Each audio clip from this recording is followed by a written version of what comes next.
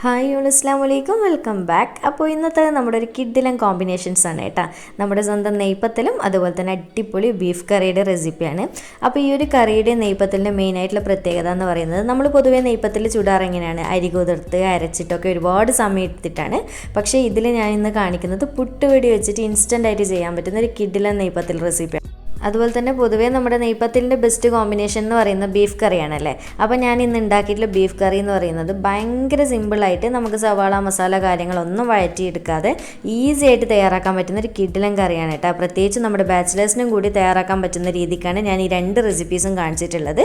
അതുപോലെ തന്നെ ഈ ഒരു വീഡിയോയിൽ നമുക്കൊരു അൺബോക്സിങ്ങും കൂടിയുണ്ട്. അപ്പോൾ വീഡിയോയിലേക്ക് പോയാലോ. അപ്പോൾ പ്ലീസ് ആദ്യം തന്നെ ഒന്ന് സബ്സ്ക്രൈബ് സപ്പോർട്ട് ചെയ്യണേ. അപ്പോൾ നമുക്ക് ആദ്യം തന്നെ അൺബോക്സിങ് നോക്കാം. അപ്പോൾ നമുക്ക് ഈ ഒരു പ്രൊഡക്ട്സ് സെൻഡ് ചെയ്ത് തന്നിട്ടുള്ളത് ഇതാ ഫുഡ്സ് എന്നാണേ.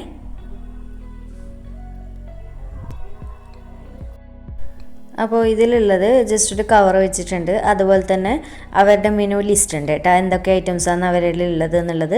എല്ലാ ടൈപ്പ് റൈസ് പൗഡേഴ്സ് ഉണ്ട്. അതുപോലെ തന്നെ സ്പൈസസ് ബോക്സസ് ആയിട്ട് വരുന്നതുണ്ട്. പിന്നെ സ്പൈസ് പൗഡേഴ്സിൻ്റെ നമ്മുടെ ചിക്കൻ മസാല, സാമ്പാർ പൊടി, മീറ്റ് മസാല അങ്ങനത്തെ ടൈപ്പ് ഐറ്റംസൊക്കെ ഉണ്ട്. അതുപോലെ തന്നെ എല്ലാ ടൈപ്പ് പിക്കിൾസ് ഉണ്ട് കേട്ടോ. പിന്നെ നമുക്ക് അവരിപ്പം ഗിഫ്റ്റായിട്ട് അയച്ചു തന്നിട്ടുള്ളത് ഇതുപോലൊരു മാംഗോ പിക്കിളിൻ്റെ ഒരു ബോട്ടിൽ അയച്ചു തന്നിട്ടുണ്ട്. അപ്പോൾ ഈ ഒരു പിക്കിൾ ഞാൻ ടേസ്റ്റ് ചെയ്തിട്ടുണ്ടായിരുന്നു കേട്ടോ ഓൾറെഡി. നല്ല കുഴപ്പമൊന്നുമില്ല, ആവറേജ് ടേസ്റ്റും കാര്യങ്ങളൊക്കെ ഉണ്ട്. അതുപോലെ തന്നെ ഇതിൽ പിന്നെ അടുത്തതുള്ളത് സ്റ്റീംഡ് പുട്ടുപൊടി ഉണ്ട് കേട്ടോ. പുട്ടുപൊടി നല്ല പെർഫെക്റ്റാണ്, എനിക്ക് ഭയങ്കരമായിട്ട് ഇഷ്ടമായി. അപ്പോൾ ഇന്നത്തെ നമ്മുടെ റെസിപ്പി കാണിച്ചിട്ടുള്ളത് തന്നെ ഇതയുടെ പുട്ടുപൊടി വെച്ചിട്ട് തന്നെയാണ് കേട്ടോ ഞാൻ നെയ്പത്തിൽ ചുട്ടിട്ടുള്ളത്. നല്ല അടിപൊളി ടേസ്റ്റായിട്ട് നല്ല പെർഫെക്റ്റായിട്ട് നമുക്ക് മെയിനായിട്ട് നെയ്പത്തിൽ നന്നാണ്ടേക്ക് പുട്ടുപൊടി നന്നായിരിക്കണമെങ്കിലേ നന്നായിട്ട് കിട്ടുള്ളൂ കേട്ടോ. അപ്പോൾ നല്ല അടിപൊളിയായിട്ട് കിട്ടിയിട്ടുണ്ട്. പിന്നെ വേറെ എന്താണ് ഇതിലുള്ളത്, ഫ്രഷ് ആട്ട, ചക്കി ഫ്രഷ് ആട്ടേണ്ട ഇതേടെ തന്നെ. അപ്പോൾ ഇതിനെ ട്രൈ ആക്കിയിട്ടില്ല, ഇനി ഏതെങ്കിലും വീഡിയോയിൽ ചെയ്യുന്ന സമയത്ത് അതിൻ്റെ റിവ്യൂ പറഞ്ഞുതരാം കേട്ടോ. പിന്നെ നമുക്ക് അയച്ചു തന്നിട്ടുള്ളത് ഇതുപോലെ മീറ്റ് മസാല ഉണ്ട്, ചിക്കൻ മസാല പൗഡർ ഉണ്ട്, അതുപോലെ തന്നെ സാമ്പാർ പൗഡർ ഉണ്ട്. അപ്പോൾ ഇതൊന്നും ഞാൻ ട്രൈ ആക്കിയിട്ടില്ല കേട്ടോ. ബീഫ് മസാലപ്പൊടി ട്രൈ ആക്കിയിട്ടുണ്ട്, ഇന്നത്തെ കറിയിൽ ഞാൻ ട്രൈ ആക്കിയിട്ടുണ്ട്. അടിപൊളിയാണ് കേട്ടോ, നല്ല പെർഫെക്റ്റ് തന്നെയാണ്, വേറെ പ്രശ്നവും കാര്യങ്ങളും നല്ല ഫ്ലേവറും കാര്യമൊക്കെ ഉണ്ടായിരുന്നു കേട്ടോ കറിക്ക്. അപ്പോൾ ഇതൊക്കെ ഞാൻ ഓൾറെഡി കുക്ക് ചെയ്തിട്ടല്ലേ ഞാൻ ഈ ഒരു റിവ്യൂ വീഡിയോ ചെയ്യുന്നത്, അതുകൊണ്ട് തന്നെ എനിക്ക് ടേസ്റ്റും കാര്യങ്ങളൊക്കെ ഡയറക്റ്റ് നിങ്ങൾക്ക് പറഞ്ഞുതരാൻ പറ്റുന്നുണ്ട്. അപ്പോൾ ഇത്രയും ഐറ്റംസാണ് കേട്ടോ നമ്മുടെ ഇതാ ഫുഡ്സിൻ്റെ പ്രൊഡക്ട്സ്. അപ്പോൾ എപ്പോഴെങ്കിലും നിങ്ങൾ ഷോപ്പിലൊക്കെ പോവുകയാണെങ്കിൽ നമ്മുടെ ഇതാ പ്രൊഡക്ട്സൊക്കെ കാണുവാണെങ്കിൽ ഒന്ന് പർച്ചേസ് ചെയ്തിട്ട് ട്രൈ ആക്കി നോക്കണേ.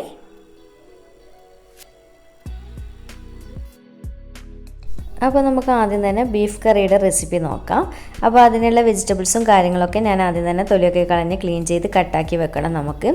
അപ്പോൾ നമ്മൾ എടുത്തിട്ടുള്ളത് ഞാൻ 1/2 കിലോ ബീഫ് വെച്ചിട്ടാണ് ഈ ഒരു കറി ഉണ്ടാക്കുന്നത്. അതുകൊണ്ട് തന്നെ 3 ഒരു ചെറിയ ഓവർ വലിപ്പമൊന്നും ഇല്ലാതെ 3 സവാള എടുത്ത് വെച്ചിട്ടുണ്ട്. അതുപോലെ തന്നെ ഒരു മീഡിയം പീസ് അളവിൽ ഇഞ്ചി, പിന്നെ ഒരു ബോൾ വെളുത്തുള്ളി, അതുപോലെ തന്നെ ഒരു 6 പച്ചമുളക് കൊടുത്തിട്ടുണ്ട്.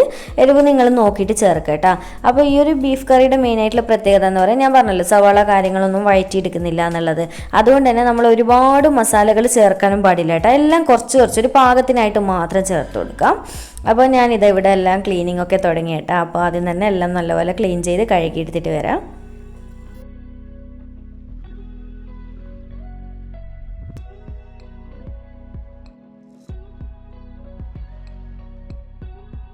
അപ്പോൾ വെജിറ്റബിൾസ് ക്ലീനിങ് ഒക്കെ കഴിഞ്ഞതിന് ശേഷം നമുക്ക് ഈ ഒരു വെജിറ്റബിൾ ഞാൻ ചോപ്പറിൽ വെച്ചിട്ടാണ് കേട്ടോ ചോപ്പ് ചെയ്തെടുക്കുന്നത്.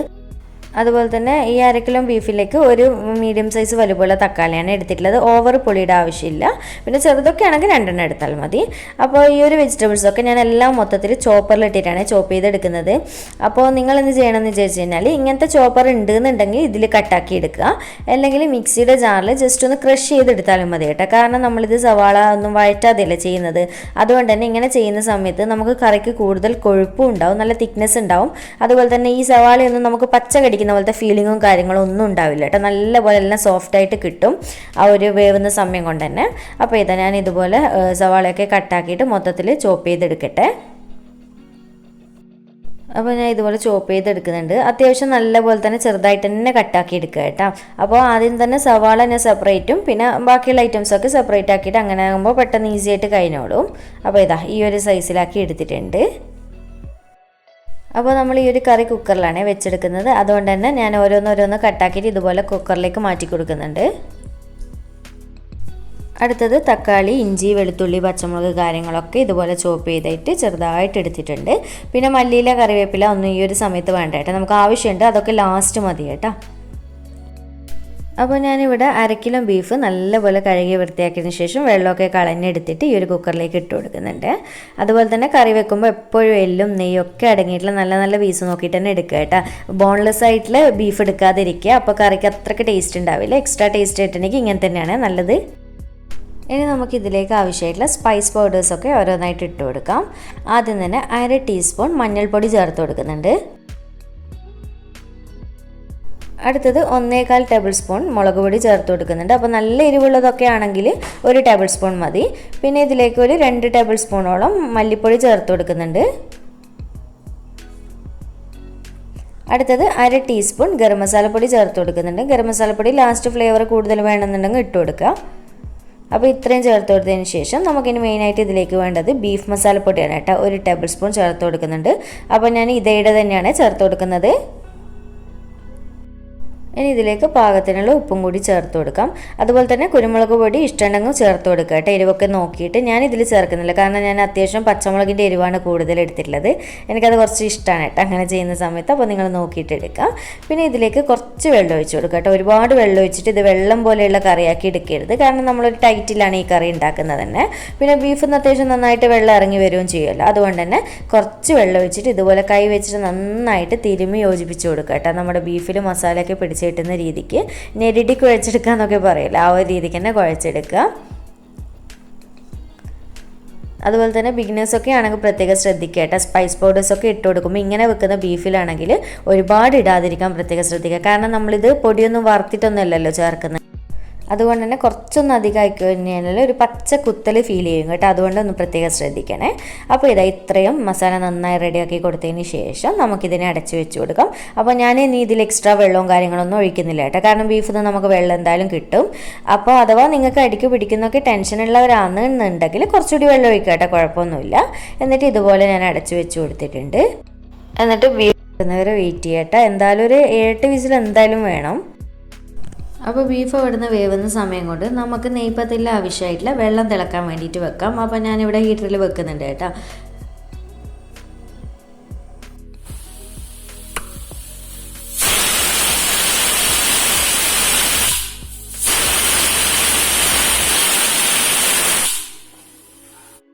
അങ്ങനെ ഏതാണ്ട് ഒരു 8 വിസിലായതിനു ശേഷമാണ് കേട്ടോ ഞാൻ ഫ്ലെയിം ഓഫ് ചെയ്ത് കൊടുക്കുന്നത്. ഇനി ഇതിൻ്റെ പ്രഷറൊക്കെ ഒന്ന് പോയി കിട്ടുന്നവരെ ഒരു സൈഡിലേക്ക് മാറ്റി വെക്കാം. അങ്ങനെ നമ്മുടെ കറി റെഡി ആയിട്ട് വെച്ചിട്ടുണ്ട്. ഇനി ഒരു ചെറിയ പരിപാടിയും കൂട്ടിയിട്ടുണ്ട് കേട്ടോ കറിയിലേക്ക്. അത് നമുക്ക് ഈ ഒരു നെയ്പത്തിന് കുഴച്ച് വെച്ചിട്ട് നോക്കാം കേട്ടോ എന്താ ചെയ്യേണ്ടതെന്നുള്ളത്. അപ്പോൾ നമുക്ക് ഫസ്റ്റ് തന്നെ നെയ്പത്തിന് കുഴച്ചെടുക്കാം. അപ്പോൾ ഞാൻ പറഞ്ഞ പോലെ തന്നെ പുട്ടുപൊടി വെച്ചിട്ടാണ് കേട്ടോ നമ്മളിത് ചെയ്യുന്നത്. അപ്പോൾ ഞാനിപ്പോൾ എടുത്തിട്ടുള്ളത് ഇതയുടെ പ്രൊഡക്റ്റ് വന്നതുകൊണ്ട് തന്നെ ഇതയുടെ പുട്ടുപൊടി വെച്ചിട്ട് ചെയ്യാമെന്ന് കരുതി. അപ്പോൾ നിങ്ങളെ കയ്യിൽ പുട്ടുപൊടി എടുക്കുമ്പോൾ പ്രത്യേകം ശ്രദ്ധിക്കുക. ഒന്നിക്ക് ഇതുപോലെ പാക്കറ്റ് വാങ്ങിക്കുക, അല്ലെങ്കിൽ വീട്ടിലെ മില്ലിലൊക്കെ പൊടിക്കുന്നതാണെങ്കിൽ തരിതരിപ്പോട് കൂടി പൊടിച്ച പൊടി മാത്രം എടുക്കുക കേട്ടോ പുട്ടിന്. എങ്കിലേ ഈ നെയ്പത്തിൽ നന്നായിട്ട് കിട്ടുള്ളൂ, നല്ല പെർഫെക്റ്റ് ആയിട്ട് കിട്ടുള്ളൂ. അപ്പോൾ പുട്ടുപൊടി നന്നായിട്ടില്ലെങ്കിൽ നെയ്പത്തിൽ നന്നാവില്ല കേട്ടോ, അതുകൊണ്ട് ഞാൻ പ്രത്യേകം എടുത്ത് പറയാം. പിന്നെ ഡബ്ലോസിൻ്റെ അങ്ങനത്തെ ഒക്കെ നല്ല പൊടികളുണ്ടല്ലോ, വാങ്ങിക്കുന്നുണ്ടെങ്കിൽ അങ്ങനത്തെ തന്നെ വാങ്ങിക്കുക.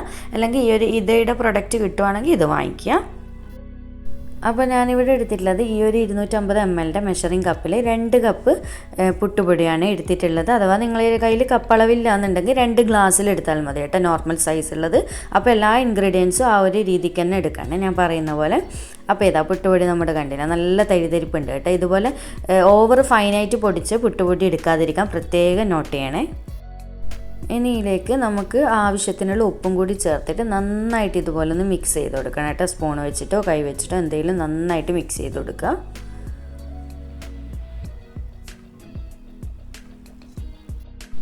അതിനിടയിൽ നമ്മുടെ വെള്ളം നല്ലപോലെ തിളച്ചിട്ടുണ്ട്. ഇപ്പം നമ്മൾ 2 കപ്പല്ലേ പുട്ടുപൊടി എടുത്തിട്ടുണ്ടായിരുന്നത്, അതുകൊണ്ട് ആ ഒരു സെയിം കപ്പ് അളവ് തന്നെ 2 കപ്പ് നല്ല തിളച്ച വെള്ളം ഇതുപോലെ ഒഴിച്ചു കൊടുക്കുക കേട്ടോ. അപ്പോൾ ഒഴിച്ചു കൊടുക്കുമ്പോൾ നല്ലോണം ഇളക്കിയിട്ട് ഒഴിച്ചു കൊടുക്കേണ്ട ആവശ്യമൊന്നുമില്ല. ഇതിൻ്റെ മുകളിൽ കൂടി ഡയറക്റ്റ് ഒഴിച്ചു കൊടുക്കുക. 2 കപ്പാണ്. എന്നിട്ട് ഏതാണ്ട് ഒരു 10-12 മിനിറ്റ് ഇതുപോലെ ഒന്ന് അടച്ചു വെച്ച് കൊടുക്കുക. ആ ഒരു പുട്ടുപൊടി വെള്ളത്തിനൊന്ന് വലിച്ചെടുക്കട്ടെ അതിന് വേണ്ടിയിട്ട്.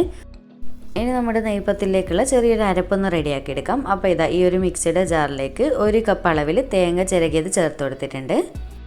പിന്നെ ഇതിലേക്ക് ഒരു 8-10 ചെറിയുള്ളി ചേർത്ത് കൊടുത്തിട്ടുണ്ട്. ഞാൻ 10 കറക്റ്റ് എടുത്തിട്ടുണ്ട് കേട്ടോ. ചിലത് കുറച്ചൊരു വലുപ്പമുള്ള സൈസൊക്കെ ആണെന്നുണ്ടെങ്കിൽ ഒരു 8 മതിയാകും. പിന്നെ നമുക്കൊരു ടേബിൾ സ്പൂണോളം വലിയ ജീരകം ഫെന്നൽ സീഡ്സാണ് ചേർത്ത് കൊടുത്തിട്ടുള്ളത്. അഥവാ ചെറിയുള്ളി ഇല്ലയെന്നുണ്ടെങ്കിൽ ഒരു ചെറിയ സൈസ് വലുപ്പമുള്ള സവാള ചേർത്ത് കൊടുത്താലും മതി കേട്ടോ. പക്ഷേ ചെറിയുള്ളി ആകുമ്പോൾ ഒന്നുകൂടി ടേസ്റ്റ് കൂടും. ഇനി ഇതെല്ലാം ചേർത്തിട്ട് നമുക്ക് നന്നായിട്ടൊന്ന് ചതച്ചെടുത്തിട്ട് വരാം. അപ്പോൾ ഇതുപോലെ ഞാൻ ഒതുക്കിയെടുത്ത് വന്നിട്ടുണ്ട്. ഓവർ പേസ്റ്റാക്കിയിട്ട് ഫൈനായിട്ട് അരച്ചെടുക്കാൻ പാടില്ല. നല്ല ഒരു തരിതരിപ്പോട് കൂടിയിട്ട് നമ്മൾ ഒതുക്കിയെടുക്കാമെന്ന് പറയില്ല, ആ ഒരു രീതിക്ക്. ഏതാണ്ട് ഒരു 10 മിനിറ്റൊക്കെ കഴിഞ്ഞിട്ടുണ്ട്. ഏതാണ്ട് ഒരു 15 മിനിറ്റിൻ്റെ അടുത്തായിട്ടുണ്ട് കേട്ടോ. ഇനി നമുക്കിത് നന്നായിട്ടൊന്ന് മിക്സ് ചെയ്ത് കൊടുക്കാം. അപ്പോൾ ചൂടുണ്ട് എന്നുണ്ടെങ്കിൽ ജസ്റ്റ് ഒന്ന് സ്പൂൺ വെച്ചിട്ട് ആദ്യം തന്നെ മിക്സ് ചെയ്യുക കേട്ടോ.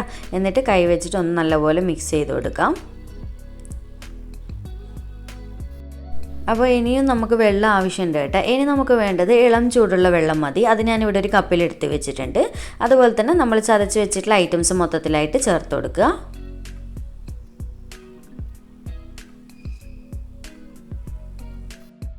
ഇതെല്ലാം ചേർത്തിട്ട് കൈ വെച്ചിട്ട് നന്നായിട്ട് ഇതുപോലെ ഒന്ന് മിക്സ് ചെയ്ത് കൊടുക്കുക. നമ്മുടെ പുട്ടുപൊടിയുടെ എല്ലാ ഭാഗത്തേക്കും ഈ അരപ്പ് എത്തിക്കിട്ടണം. എന്നിട്ട് ആവശ്യത്തിനനുസരിച്ച് വെള്ളം ഒഴിച്ചിട്ട് നന്നായിട്ട് ഇതുപോലെ ഒന്ന് കുഴച്ചെടുക്കണം കേട്ടോ. നന്നായിട്ട് വെള്ളം വേണം. നമ്മൾ ഓൾറെഡി 2 കപ്പല്ലേ ഒഴിച്ചിട്ടുള്ളൂ, അതെന്തായാലും പോരാ കേട്ടോ. അപ്പോൾ ഫസ്റ്റ് തന്നെ തിളച്ച വെള്ളം ഒഴിക്കുക. പിന്നെ ഇതുപോലെ ഇളം ചൂടുള്ള വെള്ളം ഒഴിച്ചിട്ട് കുഴച്ചെടുക്കുക. നമുക്ക് നല്ലപോലെ ഉരുട്ടി എടുത്തിട്ട് പരത്തിയെടുക്കാൻ പറ്റണം. പത്തിരി പരത്തുന്ന പോലെ അതിന് പാകത്തിന് പറ്റിയ രീതിക്ക് തന്നെ കുഴച്ചെടുക്കുക.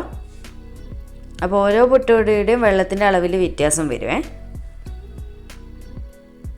അതുപോലെ തന്നെ ഉപ്പ് ചെക്ക് ചെയ്തിട്ട് ആവശ്യത്തിനനുസരിച്ച് ഇട്ട് കൊടുക്കണം. ഈ ഒരു സമയത്ത് കുഴക്കുന്ന സമയത്ത് തന്നെ.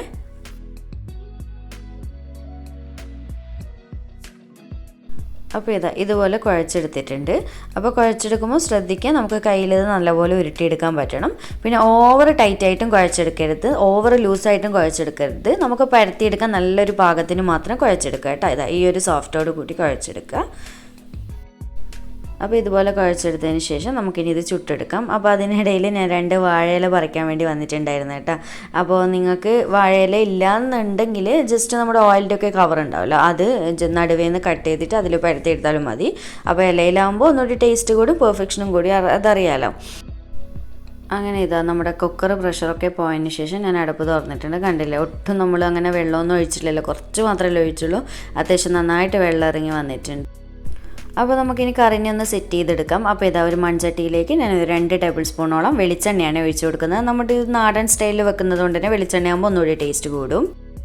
വെളിച്ചെണ്ണ നല്ലപോലെ ചൂടായതിന് ശേഷം നമ്മൾ ഇതിലേക്ക് ഒരു 1/2 ടീസ്പൂൺ വലിയ ജീരകം ചേർത്ത് കൊടുത്തിട്ടുണ്ട്. ഫെന്നൽ സീഡ്സ് ആണ്. പിന്നെ ഒരു 2-3 വറ്റൽമുളക് ചേർത്ത് കൊടുക്കുക. പിന്നെ ഒരു 2 തണ്ട് കറിവേപ്പില ചേർത്ത് കൊടുത്തിട്ടുണ്ട്. അതൊക്കെ ഒന്ന് പൊട്ടി വരുന്ന സമയത്ത് നമുക്കൊരു 5-6 ചെറിയ ഉള്ളി ഉണ്ടല്ലോ, അത് ഇതുപോലെ ചെറുതായിട്ട് കട്ട് ചെയ്തിട്ട് ചേർത്ത് കൊടുത്തിട്ടുണ്ട്. നല്ല ടേസ്റ്റാണ് കേട്ടോ ഇങ്ങനെ ചെയ്യുന്ന സമയത്ത്. ഇത്രയും ചേർത്ത് കൊടുത്തതിന് ശേഷം നന്നായിട്ട് ഇതൊന്ന് മിക്സ് ചെയ്ത് കൊടുത്തിട്ട് നല്ലപോലെ മൂപ്പിച്ചെടുക്കുക കേട്ടോ, ചെറുതായിട്ട് കളറ് മാറി വരുന്നവരെ. അപ്പോൾ നല്ലപോലെ ചെറിയ ഉള്ളിയെല്ലാം നന്നായിട്ട് മൂത്ത് വന്നതിന് ശേഷം നമ്മുടെ കുക്കറിലുള്ള കറി മൊത്തത്തിലായിട്ട് ഒഴിച്ചു കൊടുക്കാം. അപ്പോൾ ഈ ഒരു സമയത്ത് നല്ല മണമൊക്കെ വരും കേട്ടോ, നമ്മുടെ ഉള്ളിയൊക്കെ ഒന്ന് കാച്ചിയെടുത്തതല്ലേ. എന്നിട്ട് ഇതുപോലെ നന്നായിട്ട് തിളച്ച് വരാൻ തുടങ്ങുന്ന സമയത്ത് നമുക്കിതിലേക്ക് കുറച്ച് മല്ലിയിലയും കൂടി ചേർത്ത് കൊടുക്കുക. എന്നിട്ട് ഈ ഒരു സമയത്ത് ഉപ്പ് ചെക്ക് ചെയ്തിട്ട് ആവശ്യമുണ്ടെന്നുണ്ടെങ്കിൽ ഉപ്പ്, ഗരം മസാലപ്പൊടി, കുരുമുളക് പൊടിയൊക്കെ നോക്കിയിട്ട് ഇട്ട് കൊടുക്കണേ. എന്നിട്ട് നല്ലപോലെ തിളച്ച് കഴിഞ്ഞ് കഴിഞ്ഞാൽ ഫ്ലെയിം ഓഫ് ചെയ്ത് കൊടുക്കാം. അപ്പോൾ ഈ ഒരു സമയത്ത് ഞാനിവിടെ നമ്മുടെ നെയ്പത്തിൽ ചുട്ടെടുക്കാനായിട്ടുള്ള പാനും കൂടി വെച്ച് കൊടുക്കുന്നുണ്ട്. അതിനുശേഷം നമ്മുടെ നെയ്പത്തിൽ ഓരോന്നായിട്ട് പരത്തിയിട്ടിട്ട് ചുട്ടെടുക്കാം. നോർമലി എല്ലാവർക്കും അറിയുന്നത് തന്നെയാണല്ലോ. അപ്പോൾ എത്രയാണോ വലിപ്പം നിങ്ങളുടെ സൈസിനനുസരിച്ചുള്ളത് ബോളായിട്ട് എടുക്കുക. എന്നിട്ട് കൈ വെച്ചിട്ട് നന്നായിട്ട് കുറച്ചൊന്ന് ഓയിൽ തടവി കൊടുക്കണേ. ഞാൻ ബൗളിലെടുത്ത് വെച്ചിട്ടുണ്ട്. എന്നിട്ട് ഇതുപോലെ ഓരോരോ ബോൾസ് ആക്കിയിട്ട് ഉരുട്ടിയിട്ട് സൈഡിലേക്ക് കുറച്ചായിട്ട് എടുത്ത് വെക്കുക. എന്നിട്ട് പരത്തി കൊടുക്കുക. എന്നിട്ട് ആദ്യം തന്നെ വാഴയിലയിൽ ഇതുപോലെ നന്നായിട്ട് ഓയിലൊന്ന് തടവി കൊടുക്കുക. എന്നിട്ട് നമ്മളെടുത്ത് വെച്ചിട്ട് ഓരോരോ ബോൾസ് നന്നായിട്ട് ഷേപ്പ് ചെയ്തതിന് ശേഷം ഇതുപോലെ റൗണ്ടായിട്ട് പരത്തിയെടുക്കാം. അപ്പോൾ ഈസി ആയിട്ട് കഴിയും കേട്ടോ. ഓവർ വലുപ്പം വേണമെന്നുണ്ടെങ്കിൽ അത് നിങ്ങളുടെ ഇഷ്ടത്തിനനുസരിച്ച് നോക്കിയിട്ട് ചെയ്ത് കൊടുക്കുക. ഞാനിപ്പോൾ ഓവർ വലുപ്പം ആക്കുന്നില്ല, പാകത്തിനുള്ളത്. അതുപോലെ എല്ലാ സൈഡും ഒരേ രീതിക്ക് കനത്തിൽ തന്നെ പരത്തുക കേട്ടോ. ഒരു ഭാഗം കുറച്ച് കനം കൂട്ടിയിട്ട് ഒരു ഭാഗം കുറഞ്ഞിട്ടും പരത്തിക്കാൻ നമുക്ക് നന്നായിട്ട് വീർത്തിങ് കിട്ടില്ല. അപ്പോൾ ഈ ഒരു കനത്തിൽ വേണം നമ്മൾ ചുട്ടെടുക്കാനായിട്ട്. ഓവർ നേരിയതാക്കിയിട്ട് നെയ്പത്തിൽ പരത്താറ് ില്ല. അപ്പോൾ നമ്മുടെ എണ്ണ ഇതുപോലെ നല്ലപോലെ ചൂടായിട്ടുണ്ട്. ഞാൻ ചെക്ക് ചെയ്തിട്ടുണ്ട്. ഇനി നമ്മൾ പരത്തി വെച്ചിട്ടുള്ള നെയ്പത്തിൽ ഓരോന്നായിട്ട് ഇട്ട് കൊടുക്കാം. അപ്പോൾ നെയ്പത്തിൽ ഇട്ട് കൊടുക്കുമ്പോൾ ഒരു കാര്യം ശ്രദ്ധിക്കുക, എണ്ണയ്ക്ക് നല്ല ചൂട് വേണം. പിന്നെ എന്ന് വെച്ച് കഴിഞ്ഞാൽ ഹൈ ഫ്ലെയിമിൽ ഇട്ടിട്ട് തന്നെ ഇട്ട് കൊടുക്കാനും ശ്രദ്ധിക്കണേ. അപ്പോൾ ഹൈ ഫ്ലെയിമിൽ ഇട്ടിട്ട് നെയ്പത്തിൽ ഇട്ട് കൊടുത്തു കഴിഞ്ഞാൽ നന്നായിട്ട് വീർത്ത് വന്നതിന് ശേഷം മാത്രം മീഡിയത്തിലോട്ടേക്ക് മാറ്റി കൊടുക്കാം. അപ്പോൾ വീർത്ത് വന്ന ഉടനെ തിരിച്ചിട്ട് കൊടുക്കാൻ പാടില്ല. ഇടയ്ക്ക് എണ്ണ ഇതുപോലെ ഒന്ന് ഒഴിച്ചു കൊടുക്കാം മുകളിൽ കൂടിയൊക്കെ ആയിട്ട്. എന്നിട്ട് അടിഭാഗം നന്നായിട്ട് മൊരിഞ്ഞ് വന്നതിന് ശേഷം ചെറുതായിട്ട് കളറ് മാറി വന്നതിന് ശേഷം മാത്രം തിരിച്ചിട്ട് കൊടുക്കണേ. അപ്പോൾ നമ്മുടെ പുട്ടുപൊടി നന്നാവണം, അതുപോലെ തന്നെ നമ്മൾ കുഴച്ചിട്ടുള്ള മാവും നന്നായെങ്കിൽ മാത്രമേ ഇതുപോലെ നല്ല പോലെ വീർത്തൊക്കെ വരുള്ളൂ. അപ്പോൾ ഒരു സൈഡ് ആയിക്കഴിഞ്ഞ് കഴിഞ്ഞാൽ മറ്റേ സൈഡും തിരിച്ചിട്ട് കൊടുക്കുക. എന്നിട്ട് രണ്ട് സൈഡും നന്നായിട്ട് മൊരിയിച്ചെടുക്കുക. അപ്പോൾ എത്രത്തോളം കളറ് മാറണം എന്നുള്ളത് നിങ്ങൾക്ക് സെലക്ട് ചെയ്യുക കേട്ടോ. ചിലവർക്ക് ഓവർ കളറ് മാറിയിട്ടായിരിക്കും ഇഷ്ടം, അങ്ങനെ അതിനനുസരിച്ച് നോക്കിയിട്ട് ഫ്രൈ ആക്കി എടുക്കുക. അങ്ങനെ നമ്മുടെ നെയ്പത്തിൽ ഫ്രൈ ആയിട്ടുണ്ട്. ഇനി നമുക്കിത് എണ്ണയിൽ നിന്ന് കോരിയെടുക്കുക. അപ്പോൾ ഇത്രയേ ഉള്ളൂ. ബാക്കിയുള്ളതും മൊത്തത്തിൽ ഇതുപോലെ തന്നെ ചുട്ടെടുക്കട്ടെ. അങ്ങനെ ഏതാണ്ട് നമ്മുടെ നെയ്പത്തിലും ചുട്ട് കഴിയാറായിട്ടുണ്ട്. അപ്പോൾ ഇതെല്ലാം നല്ലപോലെ വീർത്തിട്ട് തന്നെ കിട്ടിയിട്ടുണ്ട് കേട്ടോ. പിന്നെ വേറെ എന്താണ്, അപ്പോൾ പ്രത്യേകം ശ്രദ്ധിക്കേണ്ട ഒരു കാര്യം എന്താണെന്ന് വെച്ച് കഴിഞ്ഞാൽ നെയ്പത്തിൽ ഇട്ട് കൊടുക്കുമ്പോൾ എണ്ണയുടെ ചൂട് എപ്പോഴും ശ്രദ്ധിക്കുക, ഹൈയിലിട്ടിട്ട് നല്ല ചൂടായിൽ തന്നെ ഇട്ട് കൊടുക്കണേ. അപ്പോൾ ഇതുപോലെ ഞാൻ മൊത്തത്തിലൊന്ന് ആക്കിയെടുക്കട്ടെ.